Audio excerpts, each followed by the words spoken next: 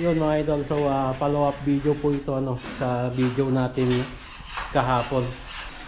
So ito na yung design natin dito sa may pinaka barnok nya, may barnok po dito sa part po dito. So wave po ulit yung ginawa namin dito. So big credit to the rightful owner. Yung mga ganitong design po shout out kay Master J Oragon Vlog. Sa kanya po natin kinuha yung mga ideyang ganito po. Wave.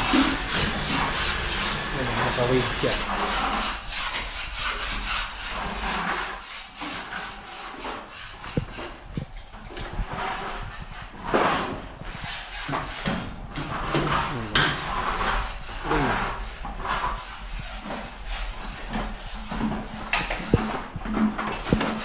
Yan.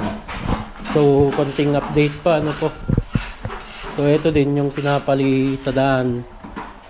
Pinalayout natin kahapon, mga idol, na pinaribukadaan na natin. Ngayon po ay na-finish na po ito,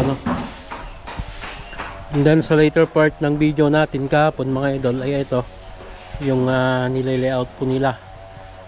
So, nalagyan na po ng PVC. So, hindi po suggested yung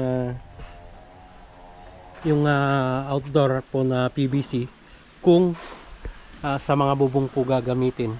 So slab po ito mga idol, hindi po yan may expose sa init po mga idol. So hindi kukulubot yung ating PVC dyan sapagkat po ito, slab po ito itong sa second floor.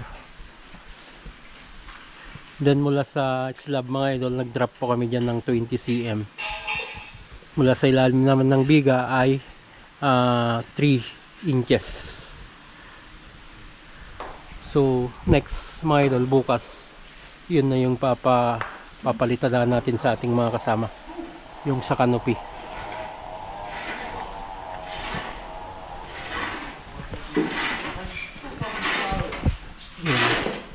So wala yung kasama nating electrician ngayon mga idol, hindi natin ma-update yung mga tinapos nilang ilaw.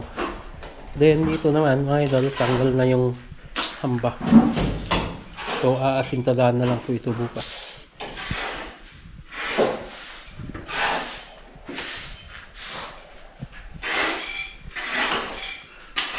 Drop light po yan, tapat ng barnok. Then baka tatanggalin din yung dito mga idol, yung pin light.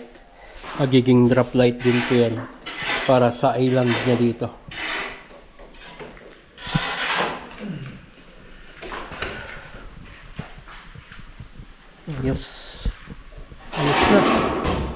Ayos na ang buto-buto.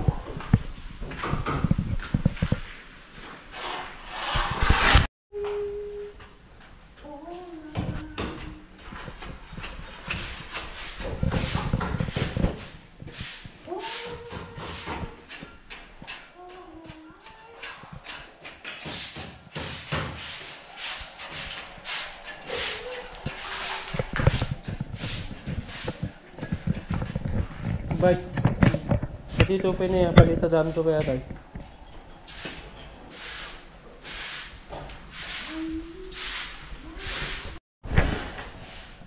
Yun mga idol, yung update dito sa sawmill project. So naunti-untian na natin mga idol puli itong sa bar counter and island. Yan yung isusunod natin. So hanggang dyan po mga idol, lagi tayong mag-ingat at God bless po sa ating lahat.